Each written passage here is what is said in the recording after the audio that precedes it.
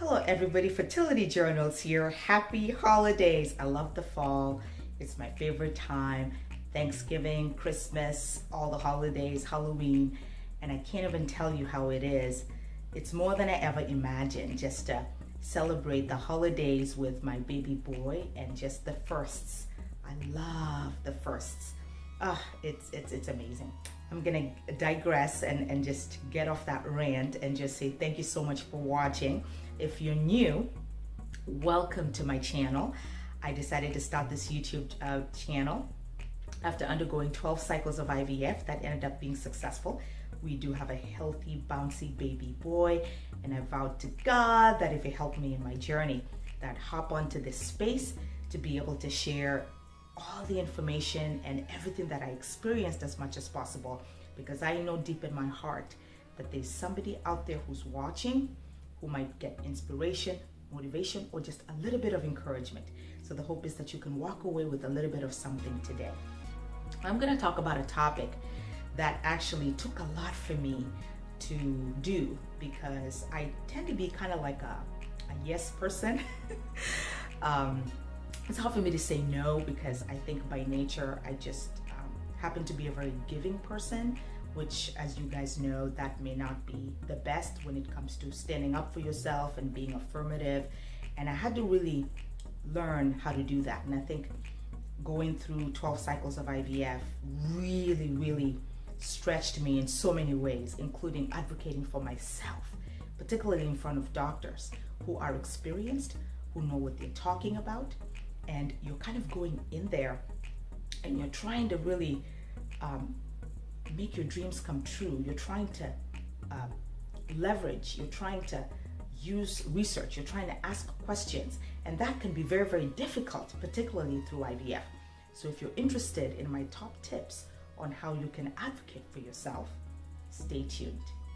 So guys, it is difficult to advocate for yourself, but I promise you, if I can do it, so can you. Particularly for those of us who are yes people, who happen to be good-natured naturally, and it's just hard, to be able to question, to be able to, how do you change doctors? How do you navigate this process? And so the first tip that I have for you in terms of advocating for yourself is the first doctor who will diagnose you, you want to go home immediately and start to research your diagnosis.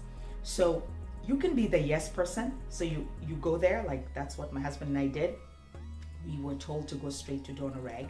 Now we understand why, because we did the research. But back then, you can imagine the shocker, because we hadn't even tried IVF.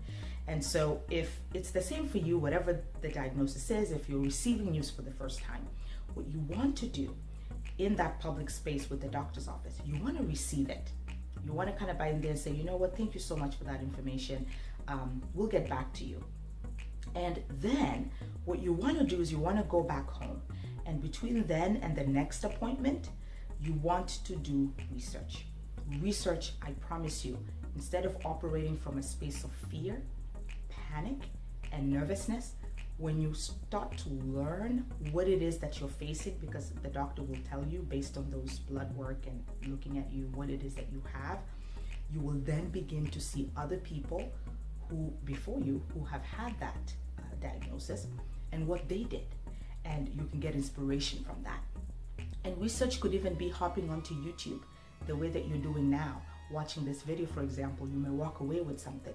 In addition, you might read about it. You might read journal articles about it. You might go to find out what other doctors have done, and you empower yourself by doing research. The second tip that I have for you is, based on that research, you may decide to go ahead with what your doctor is recommending, or if you were like in my case, you may actually start thinking about changing doctors, which is not a bad thing. But guys, that can be so nerve-wracking. It's like, these doctors are so nice to you, and they're, coming in, and you know that they're gonna feel some type of way, but please know that they don't take it personally. That happens in the medical field all the time. It is okay to change doctors. The tip is how you change doctors.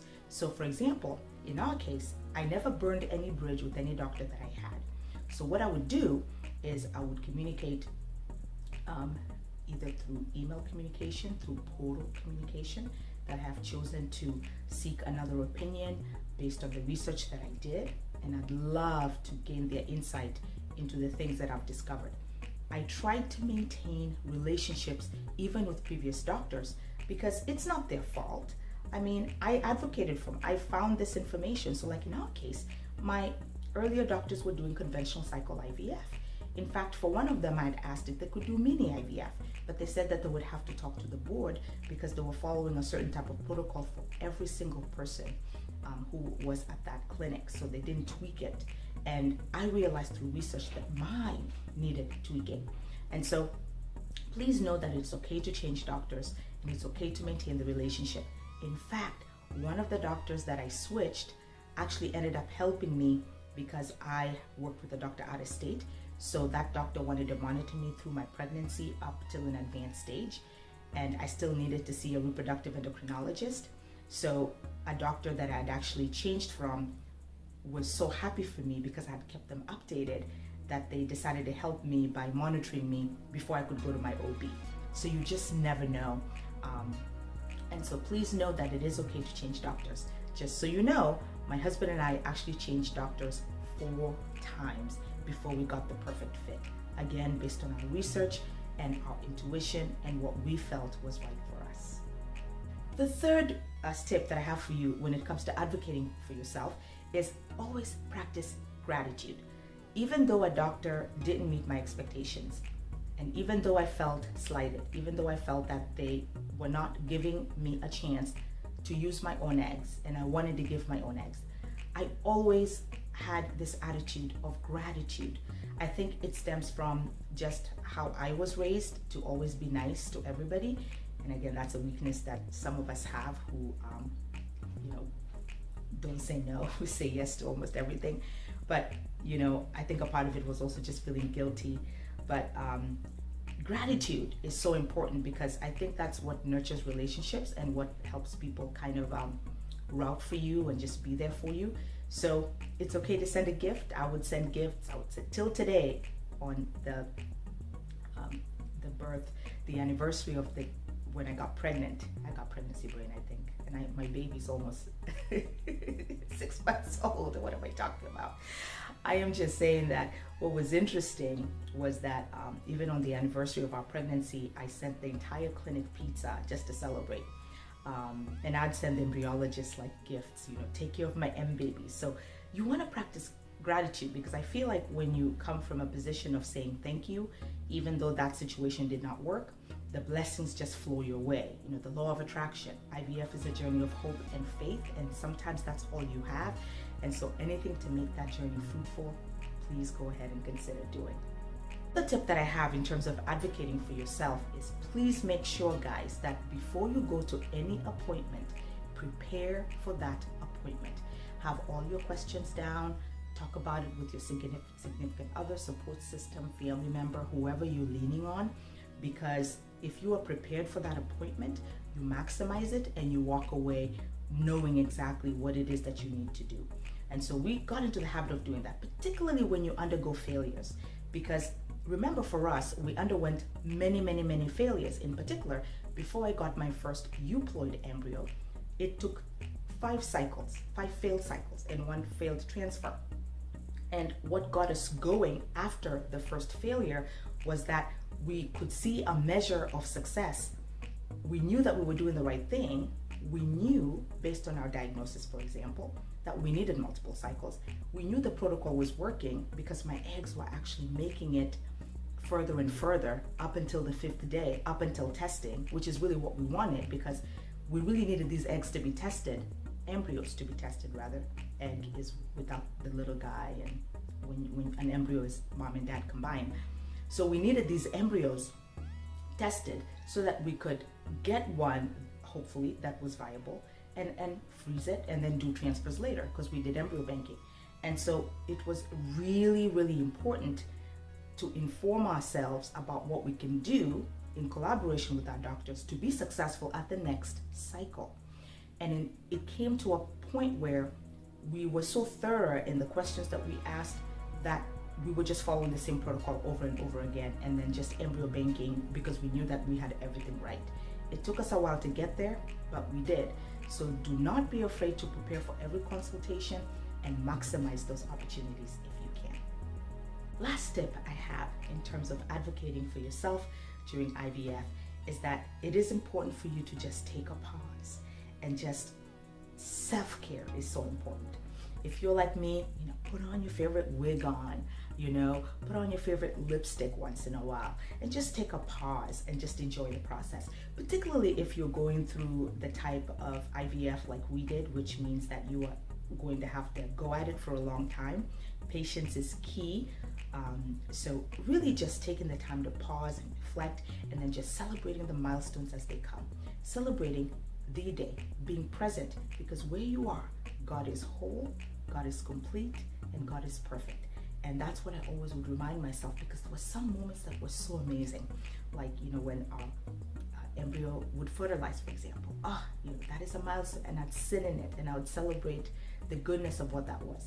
When it made it to the 3rd day or morula stage, and I'd be like, it's made it. And now Dad can be involved to help it fight. And then it made it to blastocyst, which is 100+ cells. So it's amazing how those little miracles can really be so inspirational if you just sit in it, regardless of what the outcome is. And we continue that even in our pregnancy, just celebrating each milestone. And I'll share this with you. I was actually talking about it with Simply Tanika. I love her, the Oprah of infertility.